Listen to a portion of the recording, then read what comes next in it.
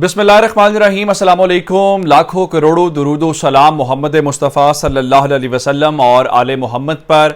मैं हूं उमर दराज गोंदल और आप मेरा फेसबुक और यूट्यूब चैनल देख रहे हैं। आज ईद उल अजहा है और ईद का मुबारक दिन है। उसके बावजूद सियासत का जो अमल है वो उस तरह से जारी है, क्योंकि आप जानते हैं कि इस दिन भी सियासतदान अपने हलकों में जाते हैं, अपने वोटर से मिलते हैं और बहुत सारी सियासी बातें होती हैं। पाकिस्तान के अंदर इस वक्त जो सबसे बड़ा मसला है वो 17 जुलाई का इलेक्शन है और 17 जुलाई का इलेक्शन पाकिस्तान के आइंदा 1-1.5 साल की सियासत ही नहीं बल्कि अगले 5-6 साल की सियासत तय करेगा। क्योंकि अगर तो पाकिस्तान तहरीक इंसाफ जीत गई तो इसका मतलब यह होगा कि खेल इस मौजूदा गवर्नमेंट का खत्म हो गया, और अगर पाकिस्तान तहरीक इंसाफ के साथ कोई डॉज किया जाता है, कोई दो नंबरी की जाती है, क्योंकि सर्वेस और खुफिया एजेंसीज की रिपोर्ट पाकिस्तान तहरीक इंसाफ के हक में है, तो फिर शाह महमूद कुरैशी ने एक और खदशा का इजहार किया है कि अगर इलेक्शन साफ शफाफ ना हुआ, कहीं ऐसी गड़बड़ की गई जहां पे अवाम का मैंडेट अवाम के नुमाइंदों असल नुमाइंदों तक ना पहुंचाया गया और अवाम के मैंडेट के ऊपर डाका डाला गया, कोई फिक्सिंग की गई, तो उन्होंने कहा फिर खुदा ना खादसा खदशे का इजहार किया, फिर बात श्रीलंका वाली कहीं ना हो जाए। क्योंकि आगाज यहीं से होता है। इमरान खान ने भी यही कहा कि अगर आप ये काम लोगों को फैसला नहीं करने देंगे, आप जबरदस्ती फैसला करेंगे तो फिर इंतशार होगा और फिर उससे मसाइल होंगे। ये खान साहब खुद कह चुके हैं। अब आ जाते हैं इस बात के ऊपर, एस्टैब्लिशमेंट के नॉकआउट होने के ऊपर, क्योंकि इमरान खान बार बार कह रहे हैं, जलसों के अंदर कह रहे हैं, कभी वो मिस्टर एक्समैन कहते हैं, कभी वो कहते हैं अंपायर्स की सूरत में, कभी वो कहते हैं न्यूट्रल्स की सूरत में, और वो कह रहे हैं कि ये इस पूरी गवर्नमेंट को सपोर्ट किया जा रहा है और कोशिश ये है कि हमजा शहबाज शरीफ को वजीर आला बरकरार रखा जाए और इस हुकूमत को चलाया जाए। लेकिन आज पाकिस्तान तहरीक, कल आपने देखा रात को बहुत सारी इस्तीफे आए, जिसमें अयाज सादिक साहब का इस्तीफा था, जिसमें सलमान रफीक साहब का इस्तीफा था। नून लीग ने फौरी तौर पर उसको कवर करने की कोशिश की, अता तारड़ ने, मरियम औरंगजेब ने, जिसमें कहा गया देखे जी ये कोई इस्तीफे उस तरह के इस्तीफे नहीं है बल्कि ये पार्टी की मुहिम चलाने के लिए। अगर मरियम बीबी की मुहिम के बावजूद आपको मजीद रहनुमा चाहिए तो ये समझ नहीं आएगी। मैंने आपको रात भी बात की थी। आज हमारे कुछ सहाफी दोस्तों ने इस बारे में खबरें फैलाई हैं। वो खबरें क्या? वो कह रहे हैं कि ये बुनियादी तौर पे नून लीग के अंदर इख्तलाफात है, और नून लीग के अंदर इख्तलाफात इसलिए हैं, उन लोगों का ख्याल ये है कि इस वक्त शहबाज शरीफ जरदारी के हाथों में पार्टी को तबाह बर्बाद कर रहे हैं। जो काम नून लीग के दुश्मन इतने सालों में नहीं कर सके, वो काम शहबाज शरीफ सिर्फ अपनी वजारत उज़्मा और अपने बेटे की वजारत आला के लिए खुद अपने हाथों से जरदारी की खुशनूदी के लिए यह काम कर रहे हैं। अब यहां पे भी इख्तलाफात हैं। अब एस्टैब्लिशमेंट के ऊपर भी इल्जाम लग रहा है। एस्टैब्लिशमेंट बार बार कहती है कि हम न्यूट्रल हैं, हमारा इन मामलात से कोई ताल्लुक नहीं है, लेकिन पाकिस्तान तहरीक इंसाफ बराह रास्त निशाना ले रही है, एस्टैब्लिशमेंट के ऊपर टक्कर ले रही है, बार बार उनको चैलेंज कर रही है, इल्जामात लगा रही है, बहुत कुछ है प्रेस कॉन्फ्रेंसेस के अंदर, जलसों के अंदर।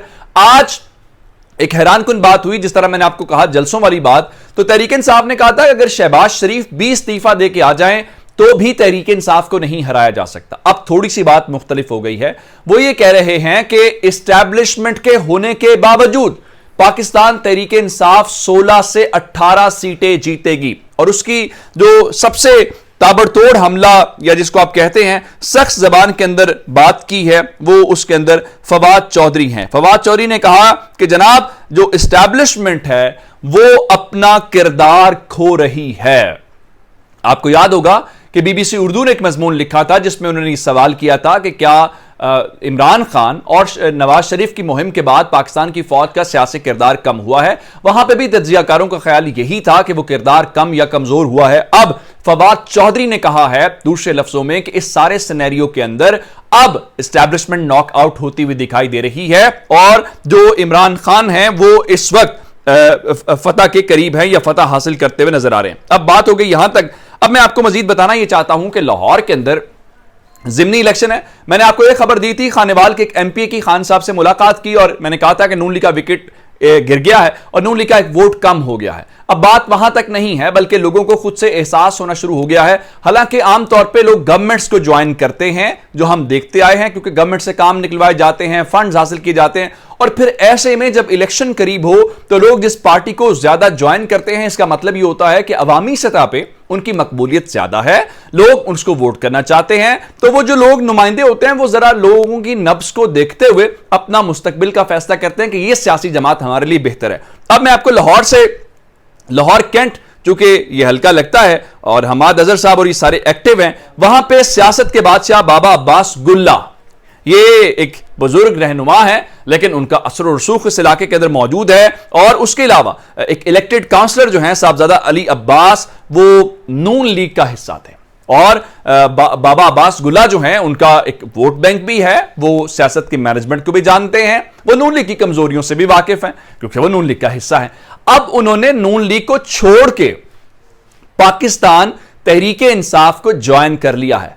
अब ये 2 दिन के अंदर मुसलसल लोगों का वहां से नून लीग को छोड़ के तहरीके इंसाफ में शामिल होना इस बात का सबूत है कि इस वक्त गेम इनके हाथ से निकल रही है और सिनेरियो मुकम्मल तौर पे तब्दील हो रहा है। अब मैंने आपको एक और जो शुरू में बात की एस्टैब्लिशमेंट के नॉकआउट होने की, एक उसके ऊपर एक और खबर सुन लीजिए।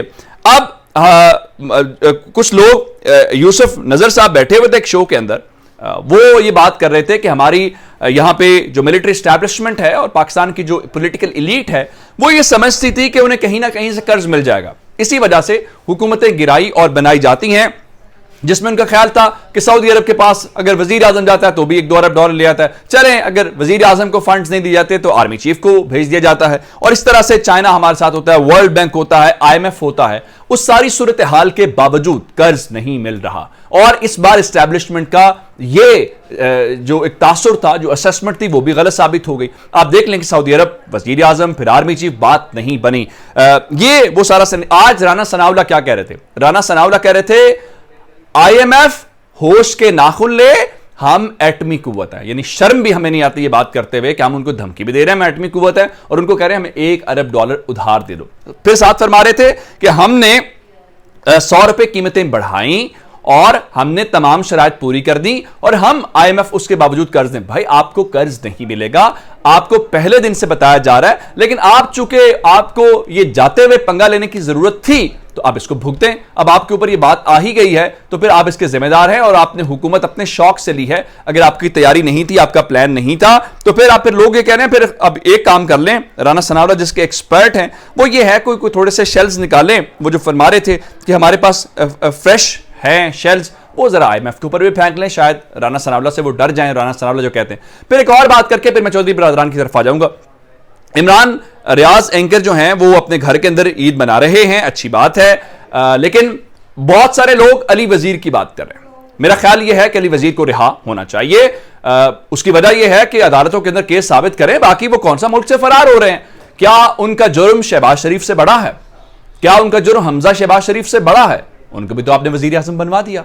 तो अली वजीर के ऊपर भी शफकत होनी चाहिए। अली वजीर का भी हक है वो अपने घरों में जाए, अपने घर वालों के साथ ईद मनाए, अवाम का इलेक्टेड नुमाइंदा है। और ये तो पहली बार वो बेचारा इख्तियार में भी क्या आया, जब आपको इमरान खान को गिराना था तो उस दिन आपको लेके आए, और फिर ये अवामी नेशनल पार्टी और पीपल्स पार्टी बहुत बातें करते हैं, ये निकलवाए नजर अली वजीर को, क्यों नहीं निकलवाते आप लोग? ये आप जिम्मेदार है। तो उस हवाले से लोग जो हैं वो सवाल उठा रहे हैं, लेकिन कोई ना MKM बोल रही है, वो भी बहुत कहते हैं जी लापता अफराद, ना मैंगल ग्रुप बोल रहा है, कोई भी नहीं बोल रहा। उसकी वजह क्या है? हुकूमत, वजारतें, इक्तदार, ये सब प्यारा है, अली वजीर किसी को प्यारा नहीं है। अब आ जाते हैं चौधरी बरादरान के ऊपर। चौधरी बरादरान का एक रोल तो है।